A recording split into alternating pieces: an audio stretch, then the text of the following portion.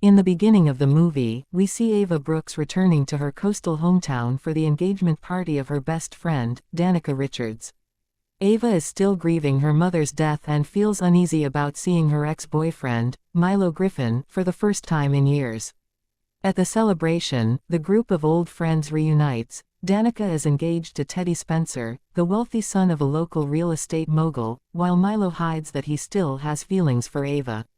As the night winds down, they cross paths with their former classmate Stevie Ward and her friend Hannah. Though there's clear tension, the group invites them to hang out, hoping to relive old memories. Later, they drive out to watch fireworks over the cliffs. Teddy jokes around in the middle of the road, nearly getting hit by a car before Milo pushes him out of harm's way. Moments later, a speeding pickup truck swerves, smashes through a guardrail, and plummets down the rocky slope. Horrified, the friends rush to help the driver trapped inside, but the vehicle slips from their grip and crashes below. Panic sets in. Milo tries calling the police, but fear takes over, and the group flees the scene. Before they part ways, Danica makes Ava promise to keep their terrible secret buried forever. A year after the accident, Ava travels back to Southport for Danica's bridal shower, held over the 4th of July weekend. On the way, Ava meets a mysterious young woman named Tyler. The two share a brief fling before being picked up by Milo, who offers them a ride.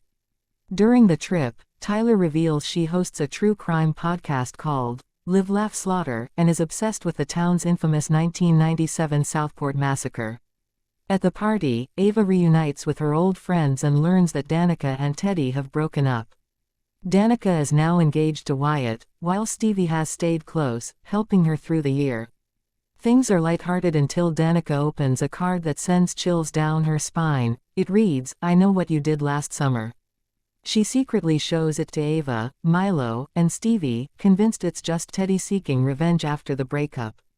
The three confront Teddy on his docked boat, where he's been drowning his sorrows in alcohol. He angrily denies sending the note and orders them to leave.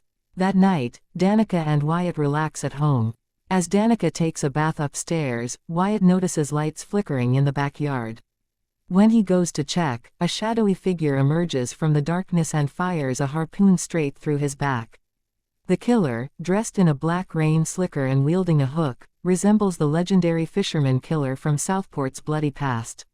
Wyatt is struck again, collapsing in agony before the killer finishes him off. Unaware, Danica listens to music, unable to hear the attack.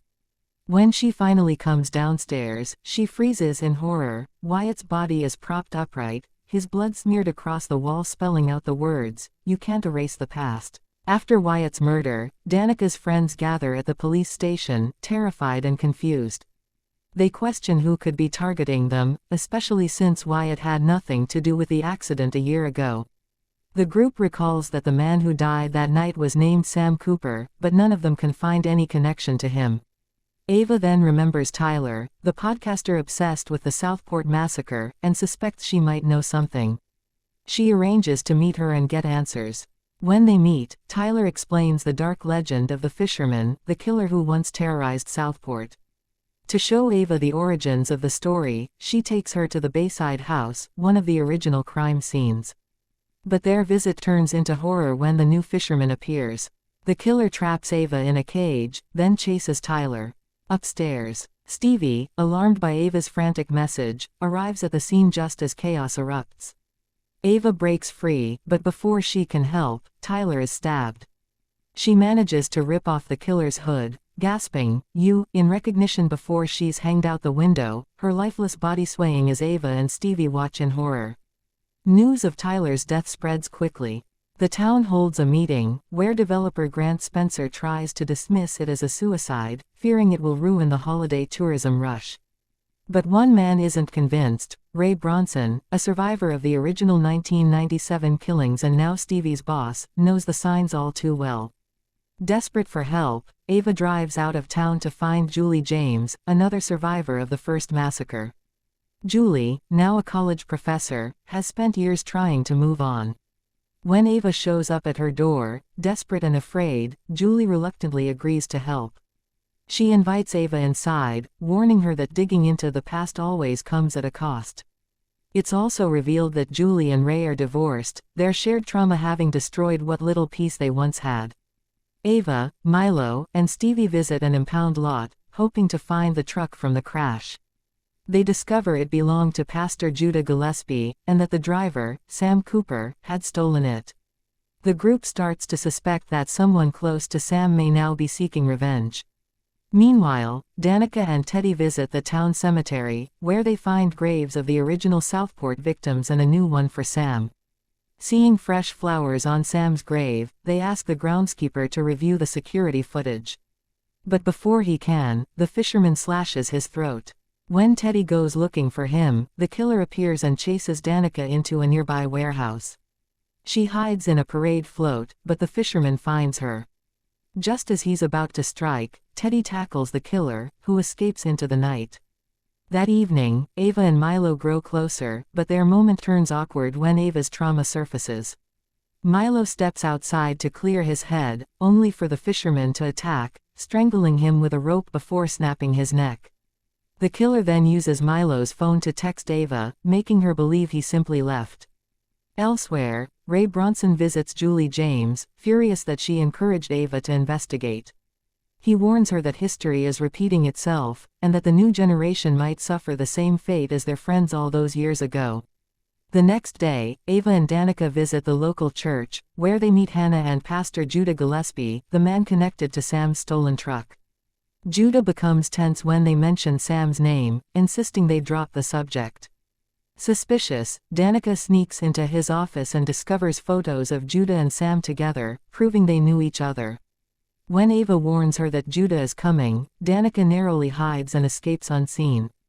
The two rush to the police station, presenting what they found, but instead of taking them seriously, the officers hold them inside for questioning.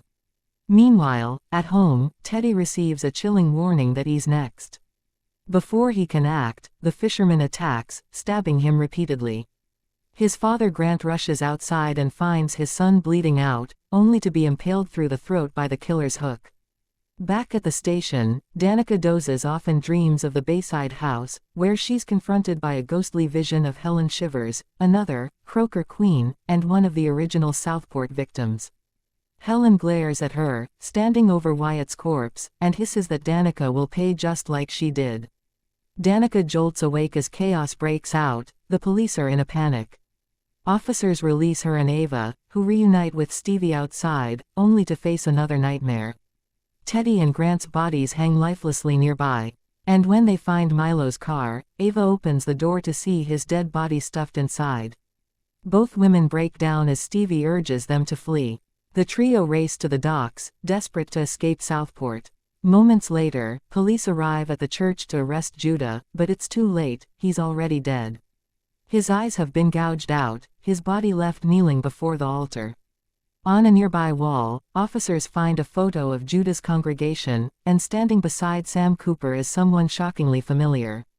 Stevie. Out on the open sea, Stevie drops anchor, and finally reveals her true identity as the fisherman. She confesses that after feeling abandoned by her old friends, she found comfort in Sam, the man who died in the crash.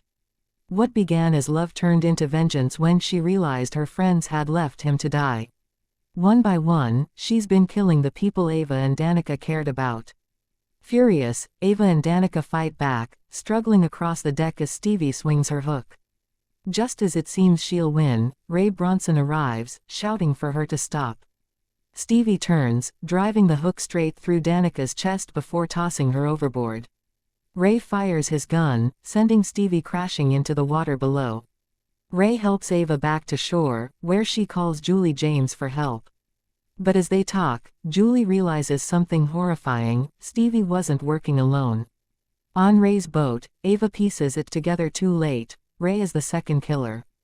Twisted by years of trauma, he admits he helped Stevie to make sure people never forgot what happened in Southport. When Ray lunges at Ava with the hook, Julie arrives just in time, but Ava seizes the harpoon gun and fires straight through Ray, killing him instantly. The two women collapse, breathing hard. Julie mutters, "Let's end this once and for all," and Ava replies, "Yeah, screw the 4th of July." The next morning, Danica washes ashore alive, rescued and taken to the hospital. She and Ava reunite by the beach, sharing food and forgiveness. But as the waves crash behind them, Ava quietly says, she's still out there. In the post-credit scene, we see Carla Wilson in another city, a survivor of a past Fisherman massacre, watches the news with her husband. Reports confirm Stevie's body was never found.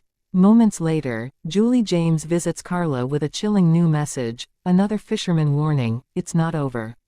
Carla smirks and asks, so, who are we taking down this time? And that's the ending of the movie, a revenge-fueled sequel that ties the new generation to the original survivors in one bloody legacy. If you enjoyed this recap, don't forget to like, share, and subscribe for more horror movie breakdowns.